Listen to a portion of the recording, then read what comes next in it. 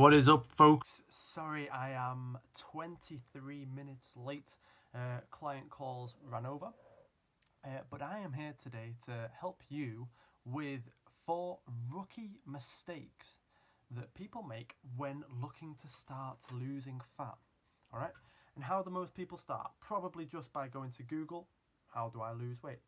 Then you get some barbaric answers: 27 ways to shrink your belly, 6 die-hard reasons you should be vegan, the lazy weight loss journey, all these things, and then they set the tone for what's to come.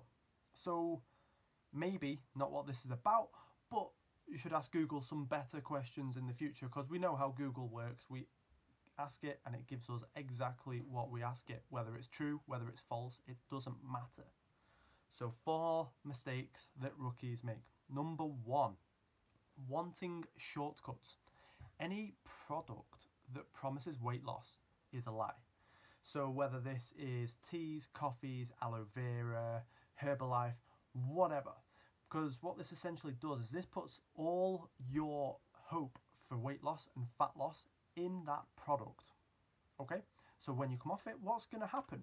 Not very much, because you are putting all your expectations and hope for losing weight in that one product.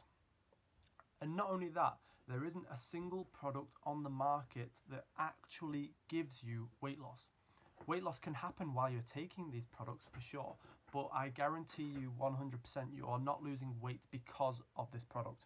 When I was younger and I was working in retail, I was taking the Mr. Olympia at the time, his fat burning products that he promoted. Basically, I was on 800 milligrams of caffeine walking around a shop, like shaking and seeing noises. Like, it was just stupid. But we all do stupid things when we're trying to lose weight. We all want shortcuts, and we all think that we're some special human that can't get results the normal way, so we need something special because it hasn't worked for us in the past. But the fastest thing you can actually do is learn how to get sustainable results. In my life now, I don't see fat loss taking any time up in my day, or building muscle any time in my day whatsoever, because it's just part of my lifestyle now. And learning how to do that is actually the quickest thing you can do. So don't look for shortcuts. And this leads on to something which is massive. And I personally think this is the biggest mistake that people make when chasing fat loss. Seeing something as beneficial because it worked last time. So think about that. It worked last time. That means that there was a last time. So that also means that there was a time in between last time and this time where you regained weight.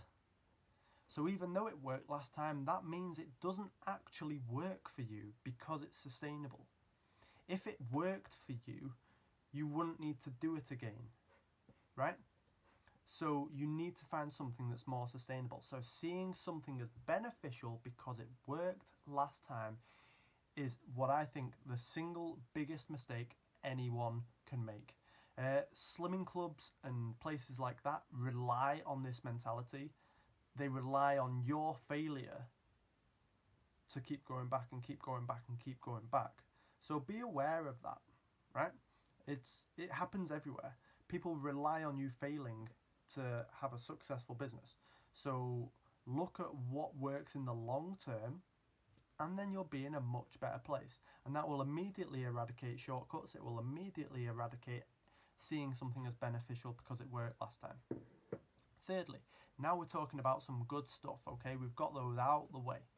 Guessing. Stuff like having cheat days where you suddenly plummet like 12,000 calories into your diet and then wonder why you haven't lost weight that week. Or just like free pouring oil. That's something that I see people do all the time.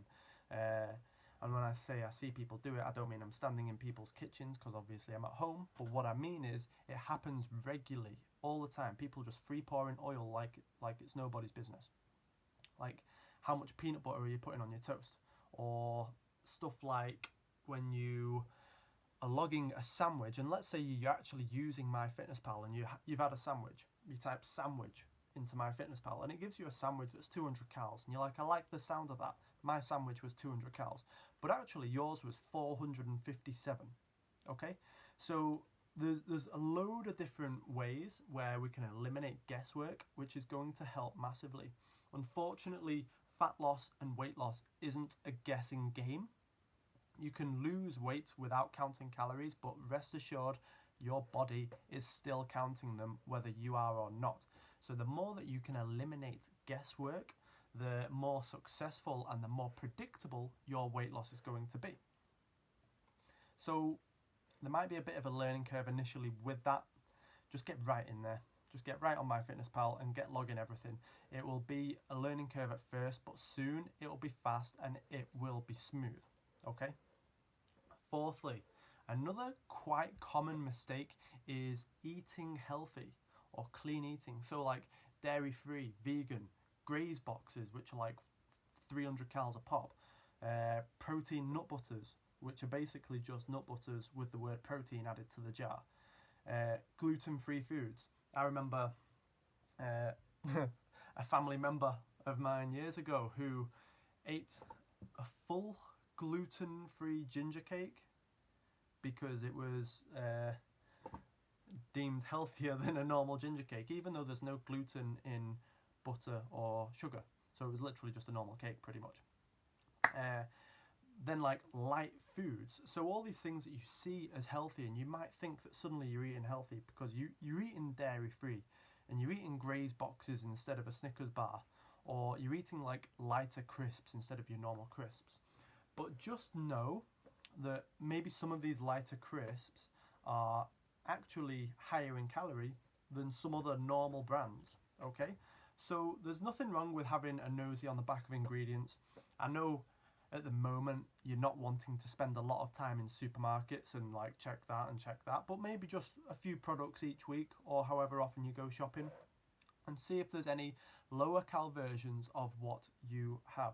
Just because something looks healthy from a marketing point of view or sounds healthy from the words that people use to sell their products and make money doesn't mean it's actually more beneficial for you and your fat loss journey. Alright, so as a quick recap, 4 things. Number 1, not wanting any shortcuts. Number 2, seeing something as beneficial because it worked last time. 3, guesswork. And number 4, eating healthy. If that has helped you out, please pop a like or a comment down below. Real easy practical tips, that's what we do here. And if you would like any additional assistance, please get in touch with us or pop any questions down below. Have a wonderful day, folks, and I will catch you soon.